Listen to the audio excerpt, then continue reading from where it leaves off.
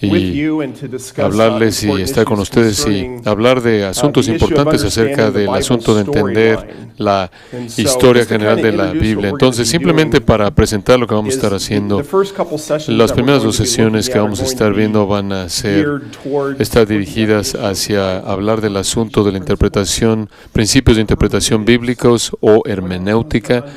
Cuando hablamos de entender la historia global de la Biblia, entender el reino de Dios, el cual creo que es el tema de la Escritura, y realmente entender la profecía y ese tipo de cosas.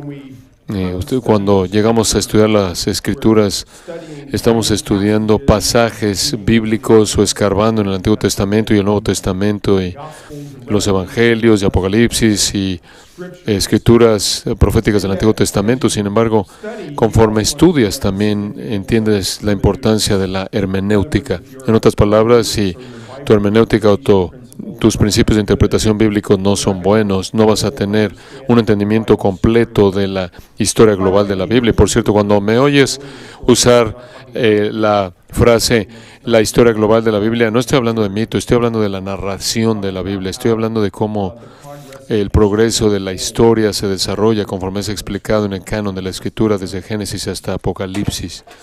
Entonces, estas primeras dos sesiones realmente van a estar dirigidas hacia el asunto de ver los principios de interpretación bíblica para entender la historia global de la Biblia. Entonces, hemos estado viendo estos asuntos, probablemente lo he estado estudiando durante los últimos 20 años, siempre me ha interesado en la escatología, la profecía bíblica, el reino de Dios, el pueblo de Dios, esas áreas, y siempre me ha interesado mucho tratar de unir el Antiguo y el Nuevo Testamento para entender lo que está pasando. Entonces, siempre he tenido un interés en estudiar cómo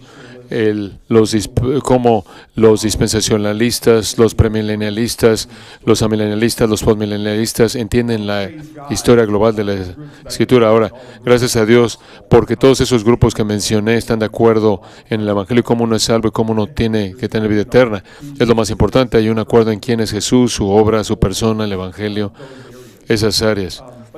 Pero no hay un acuerdo cuando hablamos de cómo estamos entendiendo el flujo de la historia junto, cómo el Antiguo y Nuevo Testamento se relacionan entre sí, los asuntos de cuál es la naturaleza del reino de Dios, asuntos que tienen que ver con la relación entre Israel y la Iglesia. Hay asuntos, ese tipo de asuntos puede haber algo de desacuerdo. Obviamente un desacuerdo grande será el asunto de la naturaleza y el tiempo del reino de Jesús.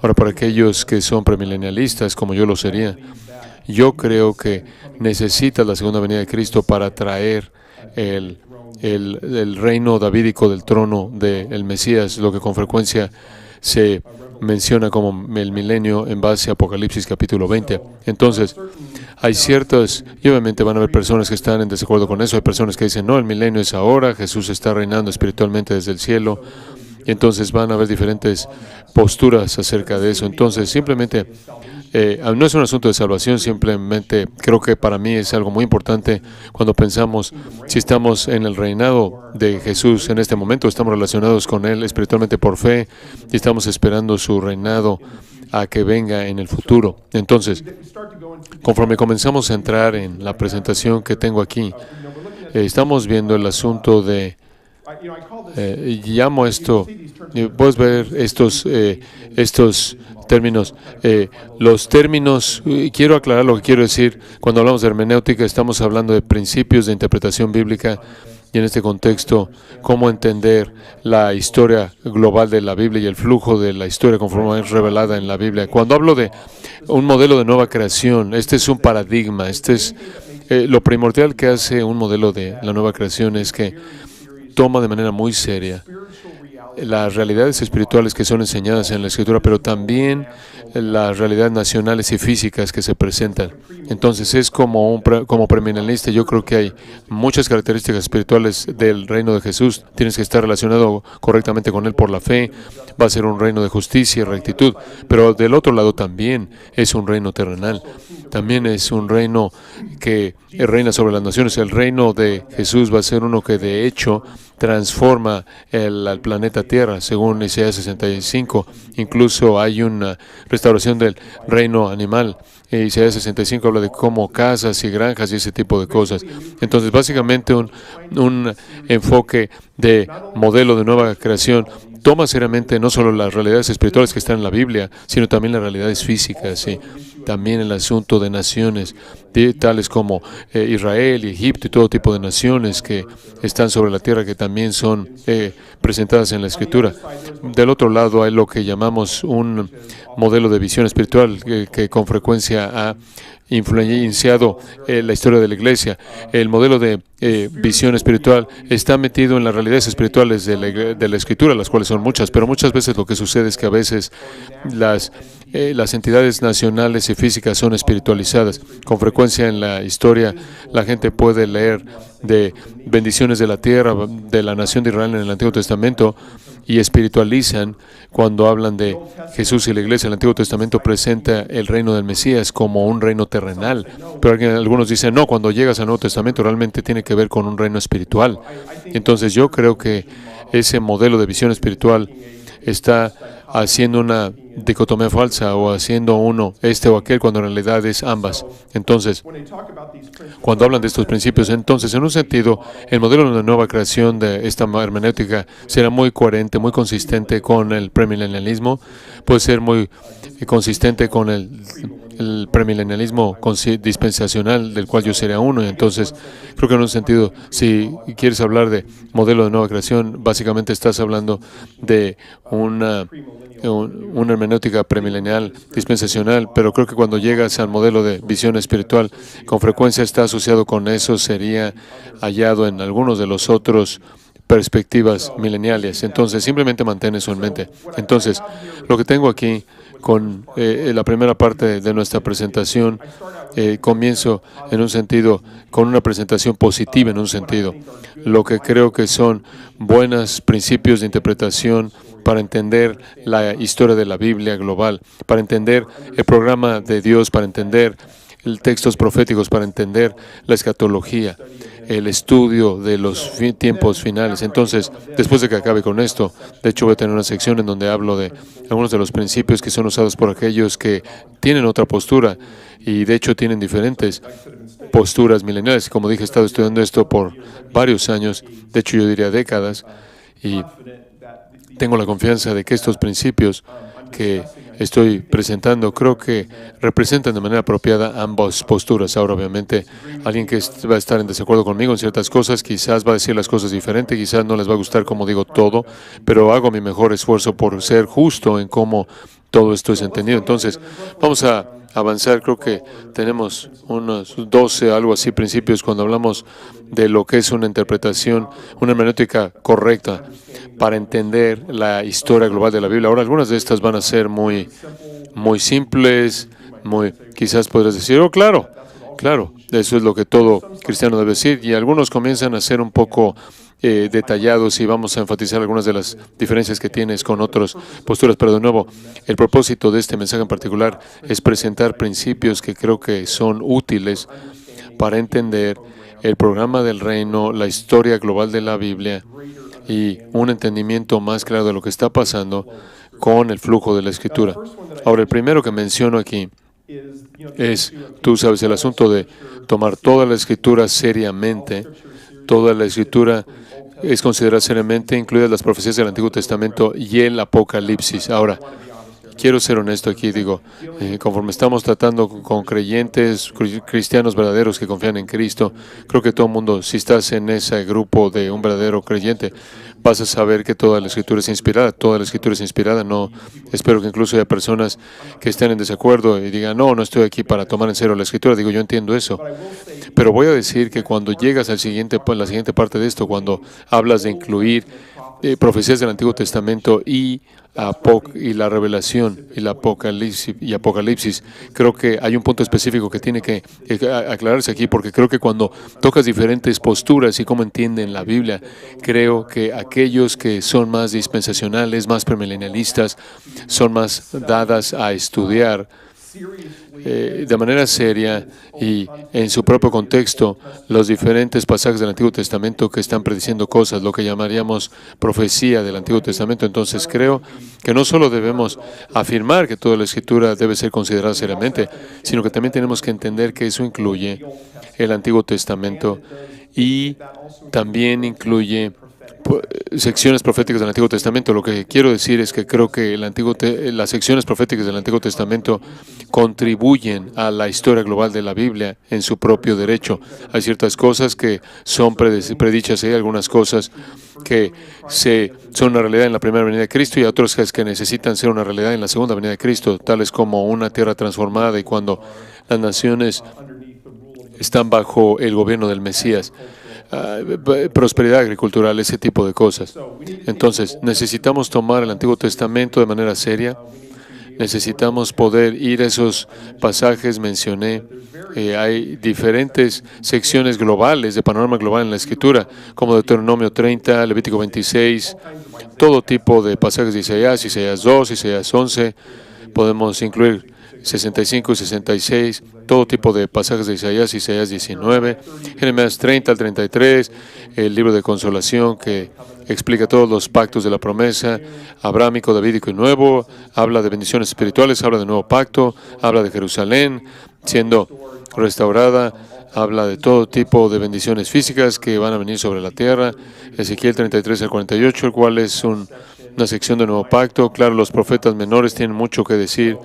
Entonces, lo que quiero decir aquí es que no nos da miedo ir a esos pasajes. No tengas esta suposición de que cuando llegamos al Nuevo Testamento vamos a ver todo esto es espiritualizado, todo simplemente, ustedes saben, se vuelve trascendente. Estos son pasajes que están haciendo contribuciones en su propio derecho. Y después, en segundo lugar, como ustedes saben, dentro de esto, cuando hablamos del asunto del libro de Apocalipsis, también estoy aquí para decir que necesitamos tomar el libro de Apocalipsis de manera muy seria, haciendo una contribución en su propio derecho. Ahora, de nuevo, cualquiera que es un verdadero creyente va a entender que Apocalipsis es inspirado, es parte del canon. Pero ha habido una historia larga en la iglesia, con frecuencia ve Apocalipsis como algo tan difícil de entender, con sus símbolos y diferentes cosas, que hay una resistencia por acudir a él para ver qué contribuciones está presentando. Pero creo que cuando todo es dicho y hecho, Apocalipsis con frecuencia, en la mayoría de los casos, simplemente está explicando ciertos eventos que están por venir, que ya han sido explicados en la Escritura. Ya hay muchas cosas en el discurso del Monte de los Olivos, y también está en Apocalipsis. Hay mucho en el pequeño Isaías 24 al 27, en el pequeño Apocalipsis, que está ahí en Isaías, que también está en Apocalipsis. Incluso yo diría que la escritura de Apocalipsis, cuando hablamos de cronología que está por venir, es predecida primordialmente o en gran parte por los profetas del Antiguo Testamento o Jesús en el discurso del Monte de los Olivos, cuando Él dijo, en esencia va a venir un tiempo de tribulación o el día del Señor, el Señor va a venir a la tierra y después va a venir el reino de la tierra, el reino del Mesías sobre la tierra, y es exactamente en donde ves eso en el libro de Apocalipsis, Apocalipsis capítulos 6 al 19, eso está describiendo el tiempo de tribulación del día del Señor. Al final de Apocalipsis 19 habla de la venida del Señor aquí a la tierra y después en Apocalipsis 20 habla del reino del Mesías. De eso se habla también ahí en Mateo 24 y 25, eso se habla en Isaías 24 al 27, incluso encuentras eso en Zacarías capítulo 14. Entonces, todo eso para decir, no para entrar en una gran explicación del libro de Apocalipsis en este punto, pero de nuevo, no hagas lo que muchos han hecho con frecuencia en la Escritura y digan, ese es de otro género diferente, ese es un género apocalíptico y realmente no sabemos lo que está pasando. O tenemos que tener otros pasajes de la Escritura informando el significado del libro de Apocalipsis. Y de nuevo, yo creo que la Escritura está en armonía con la Escritura, pero el punto primordial aquí es que el libro de Apocalipsis debe ser tomado de manera seria porque está haciendo contribuciones. Por ejemplo, les Apocalipsis 3 está hablando de una bestia, está hablando del anticristo aquí en la tierra. O el anticristo, se habla del anticristo en varias veces en el libro de Daniel 9:27, 11, otros pasajes. Y entonces, pero cuando llegas al libro de Apocalipsis, capítulo 13, empiezas a tener más detalles acerca de cómo es este personaje del anticristo y lo que va a hacer, y esto armoniza creo yo, con otras escrituras. Entonces, menciono aquí que Apocalipsis es un libro complejo con muchos símbolos, pero promete una bendición para aquellos que lo leen y lo obedecen seriamente. Entonces simplemente escuche esto.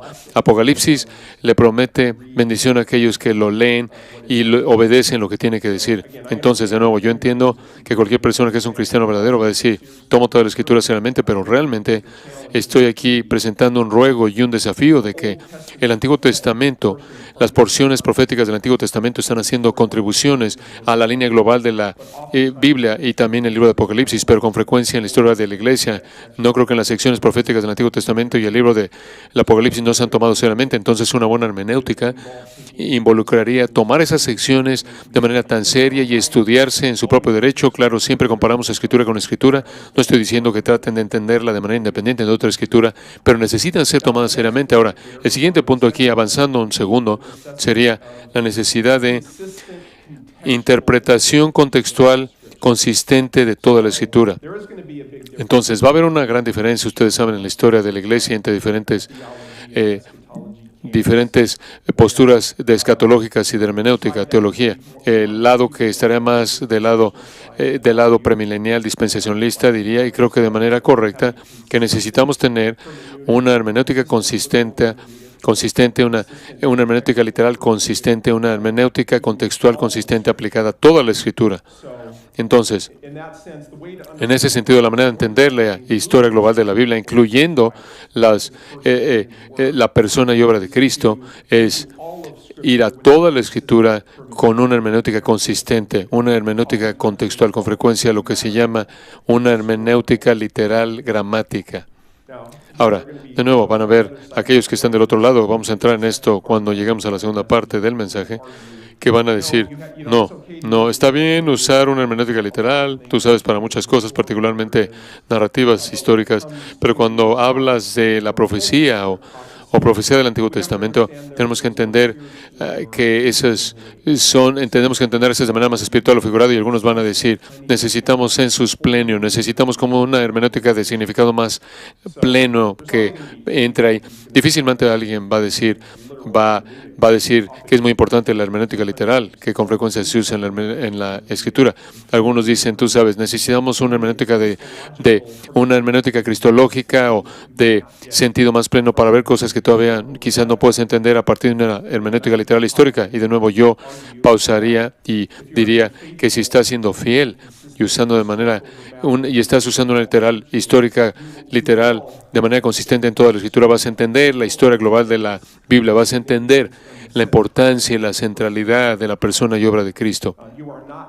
No estás perdiéndote a Cristo si estás tratando de entender los pasajes de la Biblia según su contexto, porque todo termina apuntando a Él. Hay un sentido en el que todo termina relacionado con Él. Entonces, yo creo que eso es clave. Menciono aquí también que mucho de esto se encuentra en el asunto del uso del Antiguo Testamento en el Nuevo Testamento, y de hecho tengo un libro que está por salir el 30 de junio, El Antiguo y el Nuevo, publicado por CRES, Casa de Publicaciones CRES, en donde casi cubro las 350 citas del Antiguo Testamento en el Nuevo Testamento, y ahí es donde hay mucho debate en lo que está pasando con los usos del Nuevo Testamento y del Antiguo Testamento. Y una de las cosas que encontré conforme estaba en mi estudio, aunque muchas personas piensan que el Nuevo Testamento está espiritualizando el Antiguo Testamento, reinterpretándolo, de hecho no es el caso.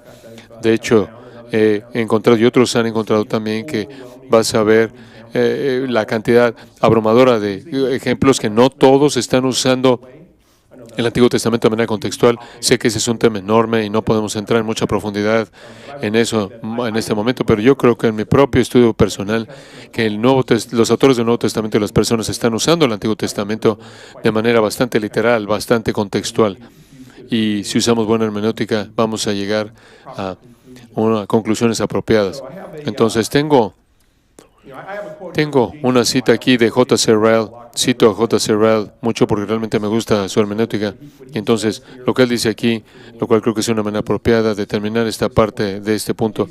J.C. Ryle dice, aquello en contra de lo que yo protesto es el hábito de alegorizar dichos simples de la palabra de Dios acerca de la historia futura de la nación de Israel y hacer a un lado la plenitud de su contenido para acomodarlos a la iglesia gentil. Yo creo que el hábito no tiene base en nada en la Escritura y seguir eso va a llevar a muchas consecuencias malas. Entonces, esa es una buena cita. Y entonces, voy a decir esto, voy a afirmar esto, un modo de interpretación consistente evita una hermenéutica doble, en donde ciertas partes de la Biblia son entendidas contextualmente, mientras que otras son espiritualizadas. Y de esta manera, una hermenéutica de nueva creación, la cual creo que yo será consistente con el premilenialismo y con el dispensacionalismo, no espiritualiza realidades tangibles. De hecho, esa es una de las partes realmente importantes de un modelo de nueva creación, es entender que el mundo de Dios incluye tanto elementos materiales como inmateriales, y ambos son importantes, y el plan de restauración de todas las cosas que Dios está buscando en Cristo incluye la restauración de todas las cosas. Entonces, de nuevo, no es la intención de Dios simplemente espiritualizar todo que es físico en relación a la tierra, y la tierra de Israel, las bendiciones físicas de Israel, sino que está buscando la restauración de esas cosas. Yo creo que es verdad que en la época en la que vivimos, las bendiciones primordiales que tenemos son espirituales, cosas como nuevo corazón, el Espíritu Santo morando en nosotros, pero la segunda venida también trae un cumplimiento de esas dimensiones físicas de los pactos con respecto a la tierra, Israel, las naciones, y de nuevo, una tierra restaurada, el reino animal y todo ese tipo de cosas. Entonces, creo que es importante que no espiritualicemos realidades tangibles, porque tanto lo material como lo inmaterial, las esferas materiales e inmateriales son importantes en los propósitos de Dios. Esa es la razón por la que cuando lees salmos mesiánicos acerca del reinado del Mesías, es un reinado que involucra a Israel, está sobre la tierra, involucra naciones, involucra la restauración del orden creado, todo ese tipo de cosas. Entonces, tomamos esas cosas de manera muy seria. También me gusta esta cita de lo que leemos de Pablo en Hechos 26-22. Tenemos algo de entendimiento de cómo él veía el Antiguo Testamento y sus profecías. Entonces, cuando Pablo estaba siendo juzgado, él dijo: pero habiendo obtenido auxilio de Dios, persevero hasta el día de hoy, dando testimonio a pequeños y a grandes, no diciendo nada fuera de las cosas que los profetas y Moisés dijeron que habían de suceder. Entonces observa que Pablo no está reinterpretando el Antiguo Testamento, usando alguna hermenéutica para inventar todo tipo de cosas. Y él dijo: simplemente estoy aquí para decirles exactamente lo que los profetas del Antiguo Testamento tenían que decir. Entonces, en la siguiente sección aquí hablo un poco más de esto con respecto a aplicación del Antiguo Testamento. Creo que voy a dejar que ustedes lean eso. Creo que voy a pasar a que ustedes lo lean. Creo que voy a pasar al siguiente punto principal aquí. Entonces, cuando llegamos a este siguiente punto de hermenéutica, en donde llamo esta sección prioridad del pasaje. En otras palabras, y de nuevo aquí estamos tratando con el asunto de el Antiguo Testamento y el Nuevo Testamento, y obviamente los pasajes dentro del Antiguo Testamento y el Nuevo Testamento. Entonces voy a decir aquí que una hermenéutica de nueva creación afirma que el significado primordial de un pasaje, en donde quiera que se encuentre en la Biblia, se encuentra en ese pasaje. De nuevo, está este debate acerca de ¿qué testamento debe tener prioridad? ¿Acaso el Antiguo Testamento debe tener prioridad sobre el Nuevo? ¿Acaso el Nuevo Testamento debe tener prioridad sobre el Antiguo? Con frecuencia aquellos que afirman la prioridad del Nuevo Testamento por encima del Antiguo, diría que debes usar el lente del Nuevo Testamento realmente para entender el significado de pasajes del Antiguo Testamento. Y entonces algunos van a decir eso, pero no creo que... Yo creo que es posible entender el Antiguo Testamento en su propio contexto, y después creo que lo que ves en el Nuevo Testamento es el Nuevo Testamento con frecuencia está edificando sobre el significado del Antiguo Testamento. Entonces, en otras palabras, creo que lo que estamos afirmando aquí es que el significado de un pasaje se encuentra en ese pasaje, no se encuentra en otros pasajes. ¿Tiene sentido esto? En otras palabras, cada pasaje va a hacer su propia contribución. Y yo creo que lo que vemos es que terminamos viendo la Escritura, estando en armonía con la Escritura, y no creo que nunca vemos un asunto un ejemplo en donde el Nuevo Testamento está reinterpretando un pasaje de la Antigüedad, y con frecuencia ha pasado eso en la historia de la Iglesia. A veces la gente, por ejemplo, ha habido un pasaje que está describiendo la nación de Israel y es muy importante en los planes de Dios, y dicen, bueno, el Nuevo Testamento trasciende eso. Israel solía ser una entidad colectiva, tenía un elemento nacional étnico, pero hoy día la Iglesia es una entidad espiritual, ¿no? En un sentido, entonces, Israel ha sido transformado con frecuencia en la historia de la Iglesia cuando ha habido bendiciones físicas, hablando de prosperidad, bendición agricultural en el reino del Mesías, o en el reino animal, o naciones geopolíticas. Esas cosas se espiritualizan debido al Nuevo Testamento. Y de nuevo, estoy aquí para afinar definitivamente que hay un sentido en el que el Nuevo Testamento es más completo. Es una revelación más completa, nos está dando más detalles. Conocemos mucho más de la vida después de la muerte y el cielo y el infierno a partir del Nuevo Testamento de lo que vemos en el Antiguo. Pero no creo que sea el caso que el Nuevo Testamento está cambiando el mensaje del Antiguo. Que para entender lo que Zacarías 14 está diciendo acerca del Mesías que viene a Jerusalén con el reino terrenal, tienes que ir a pasajes del Nuevo Testamento para entender realmente lo que ese pasaje en particular está diciendo. Entonces, lo que estoy afirmando aquí es que ni la prioridad del Antiguo Testamento, ni la prioridad del Nuevo Testamento, del Antiguo Testamento ni del Nuevo, lo que llamamos esta prioridad del pasaje, eso es lo que significa. Dios ha inspirado toda la Escritura. En otras palabras, Él ha inspirado a los diferentes autores para proclamar su mensaje. Cuando quieres entender un significado de un pasaje, sea Génesis 3, Isaías 2, o Zacarías 14, o Amós 9, o Mateo 2, o Apocalipsis 13, sea cual sea el pasaje en el que estés, que el significado de ese pasaje puede ser encontrado en ese pasaje en particular. Y debido a que Dios está detrás de todas esas escrituras, Él ha inspirado toda la Escritura, podemos saber que todo eso va a armonizar. Y también podemos entender que conforme el progreso de la revelación se desarrolla, que Dios va a estar dándonos más y más información. Incluso cuando llegamos a la expectativa del Mesías, lo que hablamos, una esperanza mesiánica. Tú lees Génesis 3:15, alguien va a venir de una mujer, va a ser un nacimiento de la mujer, y después lees más adelante y dices, esto va a involucrar a Noé, va a involucrar a Abraham, a Isaac, a Jacob, y alguien que va a venir de la tribu de Judá, y eventualmente sabemos que viene a través de David. Y entonces, conforme lees la Escritura, las cosas se vuelven más y más específicas, pero estamos viendo armonización ahí, y no ciertos pasajes que están por encima de o cambiando el significado de otros pasajes. Entonces, tengo una cita aquí de John Feinberg que creo que es útil, en donde él dice, la aplicación del Nuevo Testamento del pasaje del Antiguo Testamento no necesariamente elimina el significado original del pasaje. Ningún escritor del Nuevo Testamento afirma que su entendimiento nuevo del pasaje del Antiguo Testamento cancela el significado del pasaje del Antiguo Testamento en su propio contexto, o que la nueva aplicación es el único significado del pasaje del Antiguo Testamento. El escritor del Nuevo Testamento meramente ofrece una aplicación diferente de un pasaje del Antiguo Testamento que el Antiguo Testamento pudo haber previsto. Él no está afirmando el entendimiento del Antiguo Testamento que ahora es irrelevante, y creo que esa es una buena cita aquí. Y después John Feinberg, cuando está hablando con frecuencia del dispensacionalismo y los no dispensacionalistas, cómo entienden la Escritura, él presenta este punto de nuevo citando a John Feinberg. Los no dispensacionalistas comienzan con la enseñanza del Nuevo Testamento como tener prioridad y después regresan al Antiguo Testamento. Los dispensacionalistas con frecuencia comienzan con el Antiguo Testamento porque es lo primero que viene en la historia global. Pero donde sea que comienzan, demandan que el Antiguo Testamento sea entendido en sus propios términos en lugar de ser reinterpretado a la luz del Nuevo Testamento. De nuevo, creo que esa es una buena afirmación ahí. Entonces, creo que no vas a tener a pasajes que vienen más tarde y reinterpretan los de antes. Lo que ves es que pasajes que vienen después van a edificar por encima, o encima de, no por encima de, encima de los pasajes que fueron ya entendidos, y van a armonizar y van a estar coherentes con ello. Y si oyes a alguien que dice el Antiguo Testamento, si oyes a alguien que dice el Nuevo Testamento trasciende o reinterpreta o transforma al Antiguo, normalmente esa es una clave que muestra que alguien va a hacer algo con el significado del pasaje del Antiguo Testamento para tratar de darles un significado diferente de lo que originalmente significaron. Entonces, cuando oigas ese tipo de trascender, transformar, redefinir, reinterpretar, entiende que normalmente eso es lo que está pasando.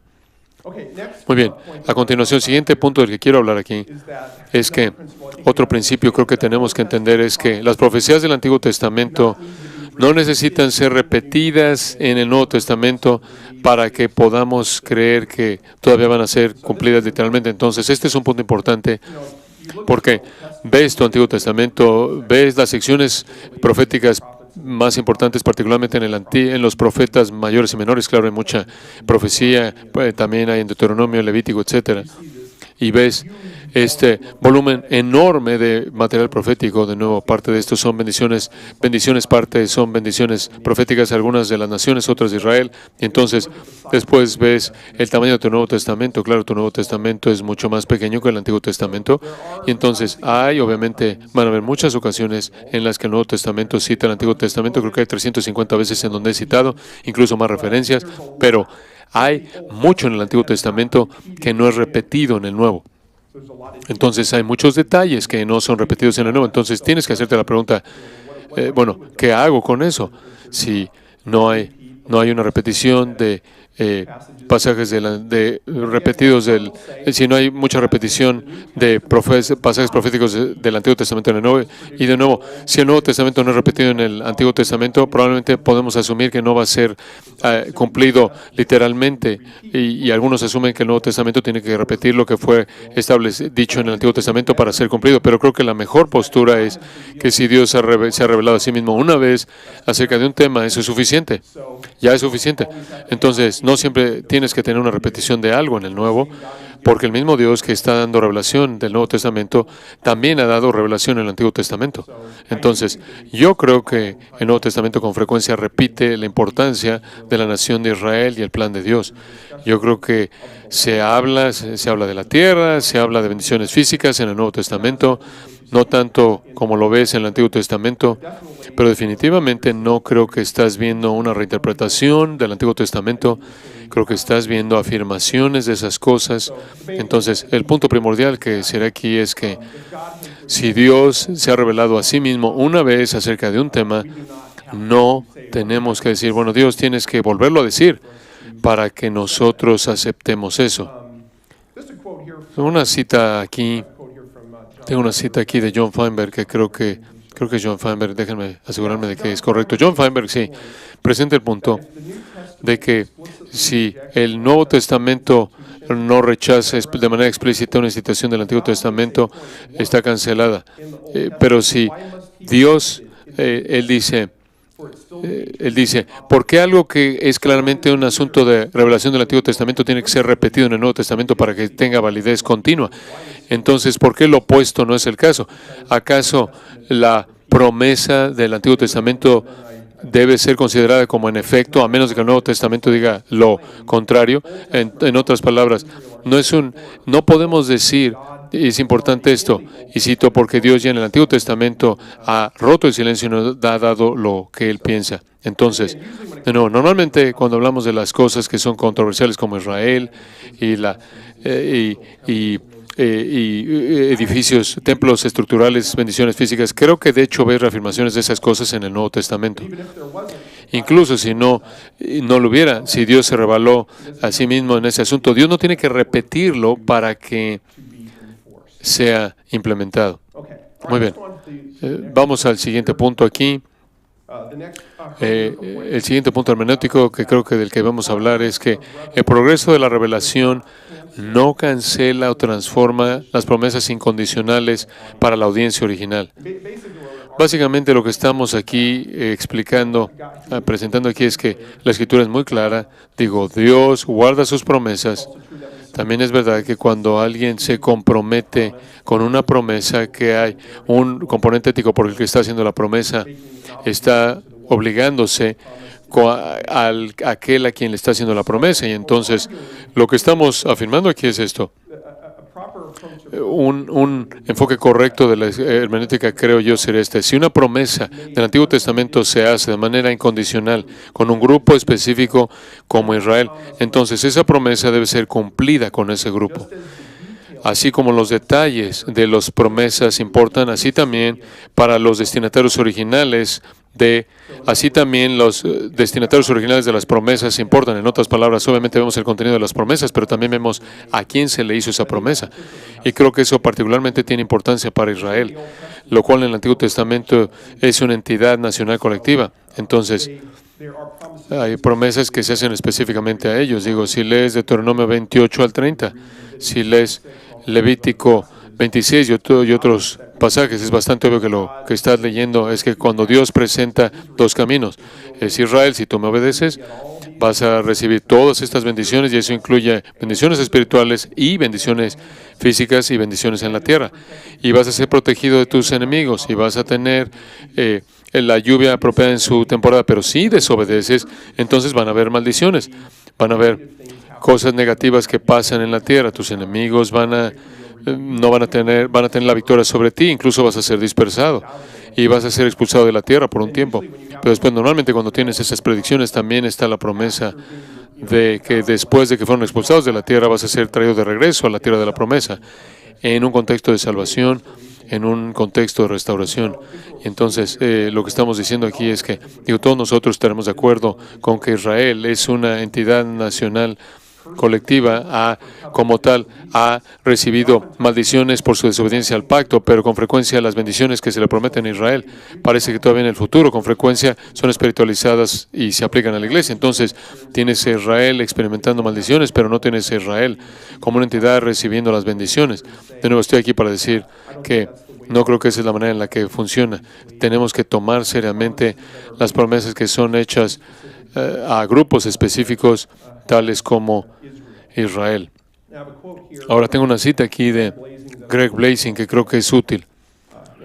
Él está hablando del tipo de la naturaleza de una promesa, en donde lo que él dice es que una promesa involucra una obligación, y cuando alguien hace una promesa, no solo están afirmando algo, están haciendo algo. Están formando una relación y creando una expectativa que conlleva obligación moral. El no cumplir una promesa es una violación de la palabra de uno. Es un asunto serio. Una vez que la promesa es hecha, una relación ha sido implementada y una expectativa ha sido establecida en la integridad personal. Entonces, las promesas no son cosas abstractas sin contexto, son hechas con ciertas personas. Jorge Peters una vez escribió acerca de las promesas de restauración al Israel.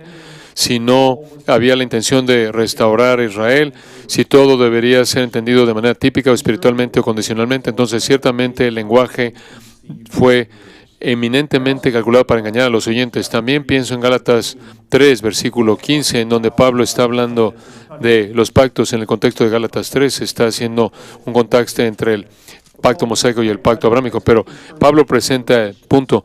Hermanos, hablo en términos humanos. Un pacto, aunque sea de hombre, una vez ratificado, nadie lo invalida ni le añade.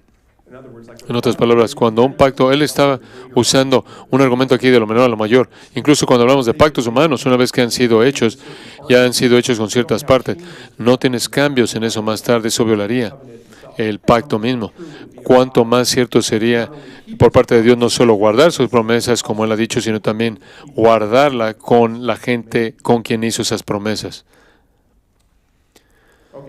Muy bien, avanzando aquí, avancemos otro punto aquí.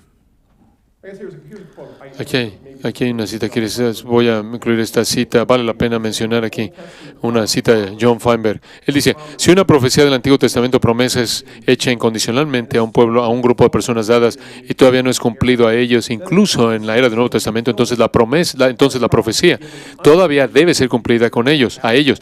Mientras que una profecía dada incondicionalmente a Israel tiene un cumplimiento para la iglesia, si el Nuevo Testamento la aplica a la iglesia, y me gusta esta afirmación al final, también debe ser cumplido Israel. El progreso de la revelación no puede cancelar las promesas incondicionales. Él incluso dice no.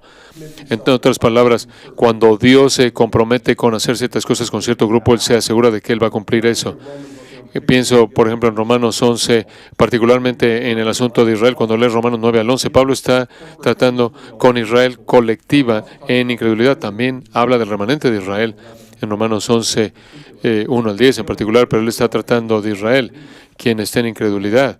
Y una de las cosas que dice cuando llegas a Romanos 11, 28 al 29 es, Él va a decir que Israel es amada por causa de los padres y que irrevocables son los dones y llamamiento de Dios. Entonces eso es interesante, en otras palabras, los dones, que creo que son Romanos 9, 4 y 5, cuando Pablo dice todo lo que Dios le prometió a Israel, los pactos y todo ese tipo de cosas, habla de eso y habla del llamado de Dios que es irrevocable. Entonces aquí, de hecho, tienes una afirmación del Nuevo Testamento por parte de Pablo, afirmando que con Dios y los dones y llamamiento que Dios le ha dado a Israel es irrevocable. Y claramente está hablando de la Israel nacional colectiva en el contexto de Romanos 9 al 11, aunque aunque también habla del remanente. Muy bien, avancemos al siguiente punto aquí, el asunto de cumplimientos con las dos venidas de Jesús. Muy bien, el punto primordial que estamos presentando aquí es este. Creemos que toda la profecía se relaciona a Cristo y si es entendida apropiadamente es cumplida por Él. Entonces, en otras palabras, Jesús es su promesa y su obra es el centro del plan de Dios. Entonces, yo creo que en Mateo 5, 17 al 18, Jesús básicamente promete que todo lo que fue predicho, toda iota y tilde tiene que ser cumplida, tiene que suceder, tiene que cumplirse. Y entonces, Jesús es la simiente definitiva de Abraham, Gálatas 3:16. Él es el que trae el nuevo pacto, Él es la simiente definitiva. Entonces, tenemos todas estas promesas espirituales, físicas, los pactos, predicciones del reino, predicciones de Israel, predicción de las naciones, predicciones de la unidad de judío y gentil, son las bendiciones que veremos en la iglesia. Ahora, el asunto que entra en juego aquí es cómo es que todas esas promesas se relacionan con las dos venidas de Jesús, porque una cosa que sabemos ahora, con el canon terminado y mirando hacia atrás, es que hay dos venidas del Mesías. Entonces, la Escritura presenta, creo que es una inferencia apropiada, no una apropiada, sino sólida, que el hecho de que hay dos venidas de el Mesías, de quien es Jesús, está ligado al hecho de que encuentra diferentes cumplimientos de la Escritura con la primera venida de Jesús y la segunda venida de Jesús. Y entonces, lo que no tenemos que hacer es que no tenemos que decir, como algunos lo han hecho, incluso menciono algunos en este documento, algunos van a decir, bueno, todo es cumplido con la primera venida de Jesús. Eso no es verdad. Han habido algunas ocasiones en las que la gente ha dicho, bueno, cuando hablamos de el cumplimiento de casi todo, tenemos que esperar la segunda venida, todo va a cumplirse allá. No, tampoco será correcto. Creo que no todo es cumplido en la primera venida, o todo será cumplido en la segunda venida de Cristo. Creo que lo que ves es que ves cumplimiento en etapas. No tenemos tiempo de entrar en Hechos 3, 18 al 21, pero creo que si lees Hechos 3, 18, Pedro va a decir que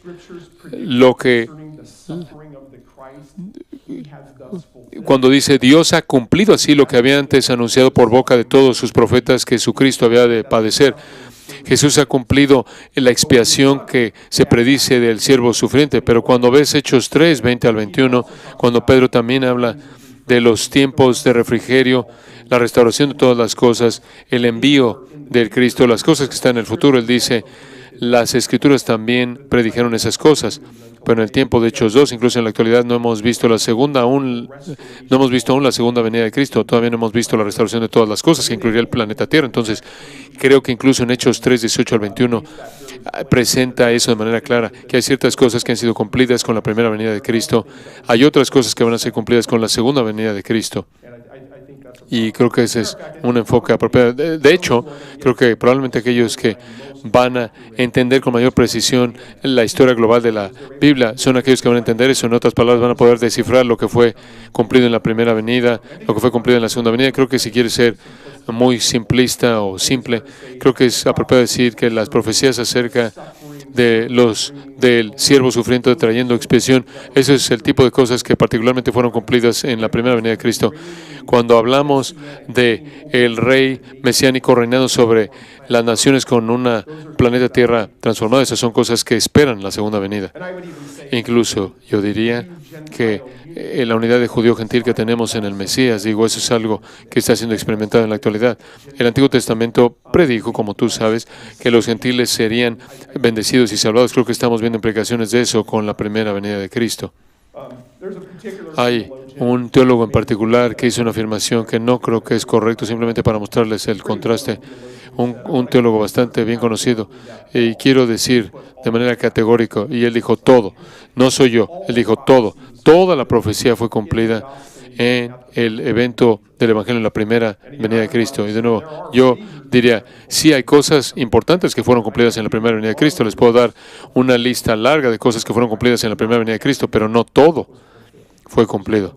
Todavía estamos esperando el rey que esté reinando sobre las naciones, sobre la tierra, cosas que están asociadas con la resurrección y ese tipo de cosas. Entonces, ese es el punto que creo que tenemos que mantener en mente. Si conforme estás estudiando la Escritura, estás estudiando el Antiguo Testamento, el Nuevo Testamento, y te enfrentas predicciones, ves predicciones, y te preguntas qué cosas fueron cumplidas en la primera venida de Cristo y qué cosas serán cumplidas con la segunda venida de Cristo. Digo, cuando lees el discurso del Monte de los Olivos en Mateo 24, Jesús está prediciendo cosas que van a venir en su segunda venida. En Mateo 24:15, Él habla de la abominación desoladora.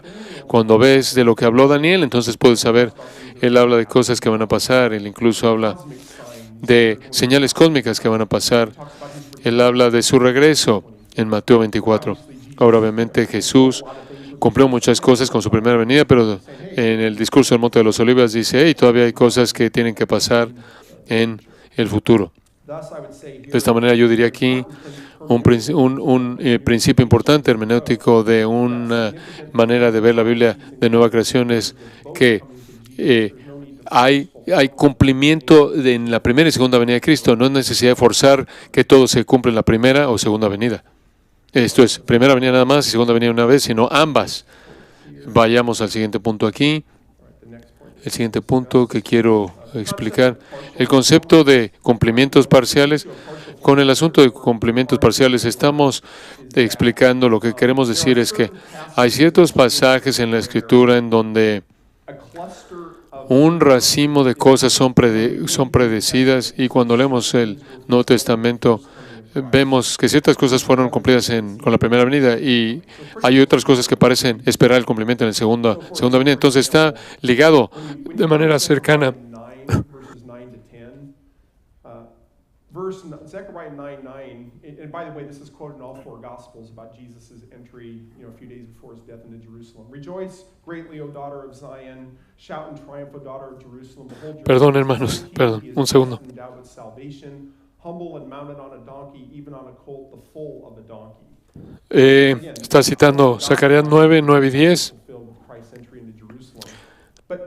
Claro que eso parte de eso se cumplió con Cristo viniendo aquí, pero el versículo que viene después de eso, Zacarías 9 y 10, vemos que hay un cumplimiento parcial con implicaciones para la primera y segunda venida de Jesús. En Zacarías 9 y 10, de hecho tienes ahí cómo su dominio será del mar al mar y del río hasta los fines de la tierra. De hecho, está hablando de un reino terrenal. En otras palabras, cuando este reinado en la tierra va a ser un tiempo en el que vamos a ver cómo va a estar en todo el globo completo. Este versículo no fue citado en los evangelios cuando vino la primera venida. Esto parece que viene espera la segunda venida de Cristo. Van a ver algunas cosas que ejemplos de eso, de lo que va a pasar. Otro ejemplo sería en Zacarías 9:10, también Isaías 61:1 y 2, cuando habla del Espíritu del Señor. Perdón, ese pasaje de Isaías 61 habla del día de venganza de nuestro Dios, que parece ser el día del Señor, parece estar más relacionado con la segunda venida de Cristo. Entonces, no voy a pasar tanto tiempo en ese punto en particular, pero creo que ves muchas cosas en la Escritura en cuando lees un pasaje del Nuevo Testamento y ves cómo hay otros elementos dentro de esa profecía del Nuevo Testamento que parecen esperar a la segunda venida. Otra cosa de que hablar sería el asunto de Jesús como medio de cumplimiento. Este es un punto bastante importante, porque de nuevo, no estoy pidiéndole que literalmente levanten la mano al decir esto, pero probablemente yo les diría, ¿cuántos de ustedes creen que Jesús es el cumplimiento del Antiguo Testamento? Esperamos que todo levante su mano. Pero si tuvieras una mezcla de personas con diferentes posturas mileniales y escatológicas, preguntarías, ¿cómo? ¿Cómo es que Jesús cumple? Vas a tener diferentes respuestas. Y entonces, con frecuencia, lo que ves con un modelo de visión espiritual no premilenialista ven a Jesús como la absorción de los detalles de la profecía. En otras palabras, no tienes que esperar, por ejemplo, promesas para la nación de Israel o promesas de la tierra, incluso dirían algunas bendiciones físicas siendo cumplidas, porque esas cosas se vuelven casi como son absorbidas con Jesús, no importan ya, porque Él, debido a su persona. No creo que así funcionan las cosas. No tengo tiempo para entrar en mi entendimiento de Mateo 5, 17 y 18, pero creo que una postura más apropiada es que Jesús es el medio del cumplimiento. En otras palabras, Jesús es aquel que garantiza que todo va a ser cumplido. Entonces, eso no significa que las promesas de la tierra en el Antiguo Testamento se van a desvanecer. Vamos a ver en la siguiente sesión que algunos dicen que se desvanecen. De hecho, entonces, no significa que las naciones geopolíticas ni la nación de Israel se desvanece, pero eso significa que a través de Jesús y sus dos venidas, Él se asegura de que todo se ha cumplido. Él, en su persona y obra, es el centro del programa del reino. Entonces, simplemente tengan cuidado. Algunas veces cuando la gente usa cuando dicen Jesús cumple algo, podrían referirse a algo diferente dependiendo de la postura, que depende de la postura a la que pertenecen, qué perspectiva están viendo. Cuando decimos que en Jesús cumple todo, no quiere decir que todos los detalles, eso no quiere decir que los detalles se desvanecen en Él, sino que creo que todo lo que sea predecido tiene que ocurrir. Muy bien, en el siguiente punto aquí hablamos de este asunto de tipos, sí, interpretación tipológica, no. Esta es una categoría enorme, incluso esto quizás voy a dividir esto un poco porque vamos a hablar de esto en la próxima sesión. Bueno, yo creo en los tipos. ¿Qué es un tipo? Los premilenialistas, dispensacionalistas hablan de tipos. ¿Qué es un tipo? Un tipo sería como una persona o cosa o lugar o evento que prefigura algo incluso más grande en el Nuevo Testamento. Se nos dice en Romanos 5, ustedes saben que Adán es un tipo de Cristo. Se nos dice en Hebreos 10 que la ley mosaica fue una sombra de lo que estaba pasando con Jesús y el nuevo pacto. Entonces, definitivamente hay tipos en la Escritura. Entonces, creo que la clave de los tipos es entender lo que el Nuevo Testamento está presentando, qué conexión está haciendo el Nuevo Testamento, y solo porque hay tipos no significa que la historia global de la Biblia cambia.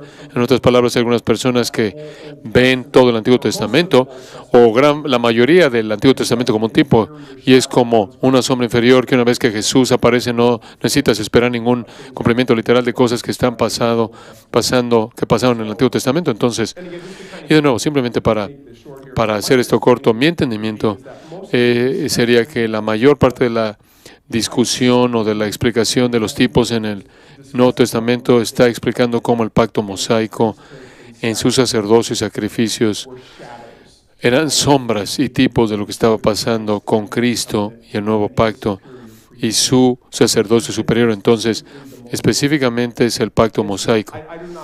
No encuentro los elementos del pacto davídico y nuevo y abrámico para decir que literalmente es predecido algo acerca de los pactos davídico, abrámico, nuevo, y en cierta manera encuentras un cumplimiento espiritual trascendente que se lleva a cabo en esta época en particular. Entonces creo que cuando hablamos de tipos entendemos que son reales. Hay una continuidad en la Escritura que muestra que Dios está detrás de la historia, pero no debemos estar usando los tipos para trascender la línea de la historia global de la Biblia. Eso es lo que algunas personas hacen. Tomas personas literalmente en el Antiguo Testamento y parecen indicar naciones geopolíticas, tierra, nación, bendición para Israel, y dicen, bueno, debido a los tipos sabemos que esas cosas no son importantes por sí solas y va a haber una espiritualización de esas cosas. Vamos a entrar en eso un poco más en la próxima sesión. Nos acercamos rápido aquí a terminar. No, simplemente para llegar a 2 puntos de conclusión aquí. Yo diría que una hermenéutica de nueva creación no es supersesionista en términos de cómo ves el asunto de Israel y la Iglesia. Una perspectiva supersesionista sería que debido a que Jesús cumple o reemplaza o trasciende a la Israel nacional a tal grado que la Israel nacional ya no es teológicamente importante o ya no tiene ninguna función no tiene ninguna función en el futuro. Esa sería una perspectiva supersesionista. La idea es que Jesús cumple Israel y todo aquel que está en Jesús se vuelve parte del Israel espiritual. Y el resultado es que Israel como entidad colectiva ya no es corporativa, ya no es importante. Una perspectiva no supersesionista, la cual creo que es la correcta, es decir, que las naciones son importantes en los propósitos de Dios. Israel es una nación y es importante en los propósitos de Dios. Cuando Jesús regrese, Él no va a venir no va a venir ahí con una ceremonia enorme en la ceremonia en el cielo, sino va a venir para gobernar en el trono de David, va a gobernar desde Jerusalén, va a gobernar las naciones, viene para gobernar desde Israel. Y las naciones van a venir, como dice Isaías 2, para venir a aprender ciertas cosas, y se espera de las naciones conforme lee Zacarías 14. Entonces, hay mucho más que puede ser dicho en este punto en particular, obviamente, pero de nuevo, un modelo de nueva creación entiende que los propósitos de Dios tienen mucha realidad espiritual, pero todavía tratamos con nación, tierra y bendición Israel, aunque Israel actualmente esté en incredulidad en este momento, no pierden su importancia. Romanos 11, 28 al 29. Irrevocables son los dones y el llamamiento de Dios. Pablo está hablando de la nación de Israel como nación corporativa. En ese contexto. Muy bien. Ahora el siguiente punto aquí. Continuidad en la línea de la historia. Voy a presentar este punto rápido porque sé que se nos acabó el tiempo. Aquí lo que estamos diciendo en la continuidad de la línea de la historia, la línea de la historia, la trama del Antiguo Testamento está relacionada con la trama de la historia del Nuevo Testamento. Y lo que es importante en el Antiguo Testamento es importante en el Nuevo Testamento. Entonces, ¿cuál es la dimensión primordial que vemos en el Nuevo Testamento? Que Jesús, Él es la simiente definitiva de Abraham, Él es el David definitivo, Él es el que trae el nuevo pacto, Él es el que va a hacer que las cosas sucedan. Pero su venida no significa que todas esas cosas que pensabas que eran importantes en el Antiguo Testamento ya no lo son. Todo tiene que ver con realidades espirituales. Ahora se te dijo que el reino, te habían dicho en el Antiguo Testamento que iba a gobernar en la tierra y sobre las naciones, pero adivina que ahora es espiritual hoy día. No es así. Lo que estamos afirmando es que el Nuevo Testamento está edificando sobre la trama de la historia del Antiguo Testamento cuando estamos hablando de Jesús como Mesías, su relación ahí, pero no estamos apretando el botón de reinicio, no estamos cambiando la trama de la historia, estamos viendo la trama de la historia que continúa y está siendo cumplido y no hay cambio en la historia. Muy bien. Bueno, me pasé unos minutos, pero vamos a retomarlo. Aquí voy a decir unas cuantas palabras conforme terminamos la sección y conforme entramos a ejemplos del otro lado de la hermenéutica. Muy bien.